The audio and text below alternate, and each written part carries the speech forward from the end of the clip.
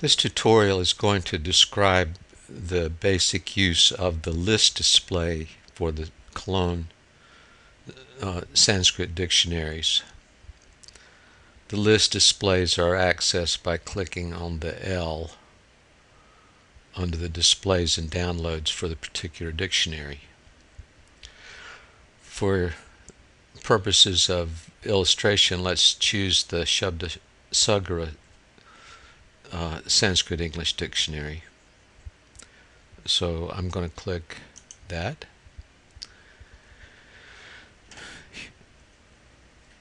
The parts of the dictionary display that are very similar to the basic display I won't discuss too much, but I'll mention them.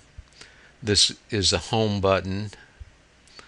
This is an alternate home button. This button, let's look at this for a minute. This gives a fairly elaborate written description of how things work, how the preferences work, the virtual keyboards, and so forth.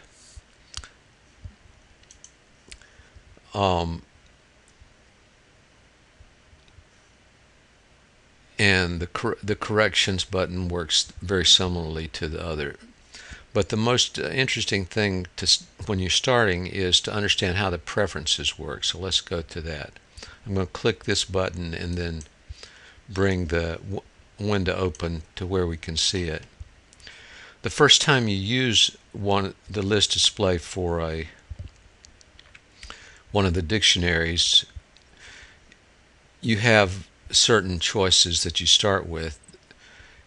The way you enter keyboard spellings of words is the phonetic way, and the particular phonetic choice of transliteration is the Sanskrit Library Phonetic, SLP1. You can also choose Kyoto Harvard, the iTrans, and also the WX transliteration.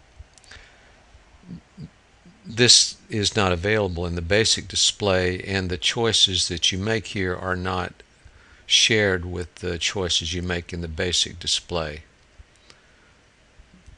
It's a different system, but we'll just leave it as it was. Now, and then this input display is chosen to be the same as the keyboard input. I'll show you how that works in a minute. And then the server display is chosen to be Devanagari. So we'll leave that. We'll explore some of the other variations in a moment. So let's either OK or cancel this little dialog. So we're supposed to spell things in SLP1. So ASVA, we'll take that word for horse. And notice first of all that as I typed ASVA, that's what showed up in the citation box, and that's because we chose same as keyboard input for the keyboard display option in the preferences. Now this part of the display is the same as it is for the basic display. This is the information that this particular Shabda Sagra dictionary provides for this word. And the underlined value of the here also gives you a scanned image like for the basic display, but for this particular dictionary. This left-hand panel of words is different. It shows the word we chose, Ashwa, pretty much in the middle of a list of 10 above, and there's 10 below. We'll have to scroll to see all of them. And so these words are in the order they appear in the dictionary. So it gives you an idea of what words are near this word you asked for in the dictionary. And if you want to, you can click the triangles to go backwards in the dictionary to see the words preceding, and you can do that as long as you want. If you want to look at one of the particular words, let's say ashocha, then you can click on it and its definition will show in the definition area, although it won't impact what's in this field. And similarly with the downward triangle, you can scroll to words that are in going the other way. So that's the most helpful thing about this display, is it gives you some context of related words in the dictionary. There's one other kind of thing it does. Suppose you typed just ASV. Now that's probably not a word, but you'll still, rather than in the basic display where you typically get back word not found, or you may, depending on which dictionary, that will be what you'll find. In this display you'll get a guess. In the current version of things, the guess in the left hand part and in the right hand part are different. That's probably something that should be improved. In the left hand part, it essentially finds the first word that if there's a word that starts ASV, it'll find the first one of that nature. If you typed for example, a ushk, I don't think there's a word that starts with that, so it couldn't find any word starting with ushk, but it could find a word starting with ush, and that's what shows in the left, and you can click on that to see what the word is. So that's sort of how that works. Now let's spend a minute more looking at how these preferences can be changed. So I'll bring back up the preferences dialog. First, let's stay with the Sanskrit library phonetic for our input, but let's change the input display from same as keyboard input to something else. Let's choose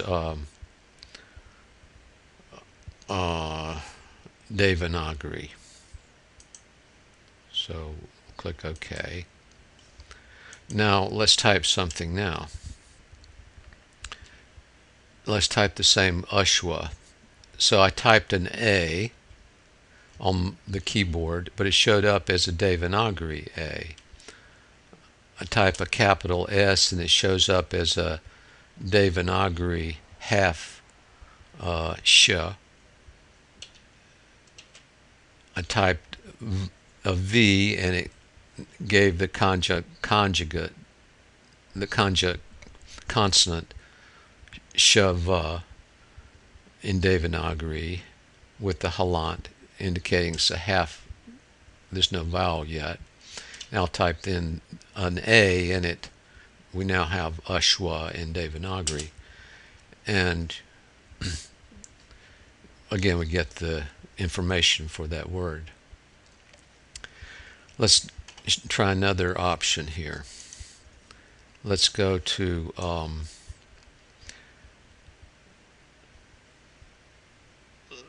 let's suppose we want to see everything in Roman Unicode, the IAST form.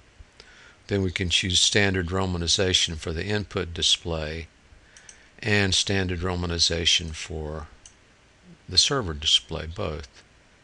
Still SLP1 is what we'll type. So now I'll type Ashwa. I typed a capital S, but I got the small s with an accent-like mark over it displayed in the display area in Ashwa. Now when I use that word, both the list display and the definition show where instead of showing things in Devanagari, because the server display option is set to Roman Unicode, that's the way the Sanskrit words appear in the display now. And let's see if there's anything else we should look at. That'll probably work okay. We can, of course, change this to Kyoto Harvard if we want. Let's do that. And now, if to get the word horse, I need to type AZ, which I did, although it still shows up properly, since AZ is Harvard Kyoto. Okay, now let's do one other thing. Let's go back home, and let's choose another dictionary. I want it, for a particular reason, to choose the Monier-Williams dictionary. And so I'll open that. Now, one thing, when you choose a new dictionary like I just did, it remembers the choices you made for input and display forms. So still we have Kyoto Harvard and display things in standard romanization. So that's nice. You don't have to keep doing that. Let's do our word Ashwa again. So AZVA is what I typed. For Monier-Williams of 1899, this one we're looking at, MW Scan, there's more information in the left which pertains to than there is for the other dictionaries, and I wanted you to see that. Some of the words, first of all, notice that some of the words in the left side have dots in front of them. Our word Ashwa does not, and that's because it's an H1 in Monier-Williams' way of categorizing words.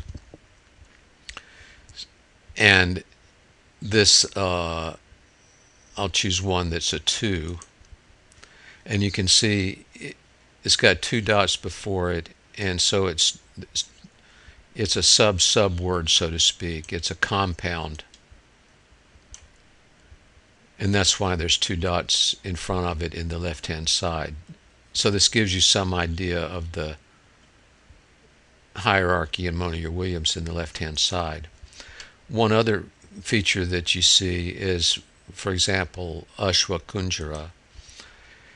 It's in red because it's actually part of the supplement in Monier-Williams. Supplement words mentioned in the supplement only are, or the additions and corrections part at the end of the dictionary proper, are past page 1308 in the dictionary, and they show up that way. Now this Ashlila, why does it have that little X there? Well,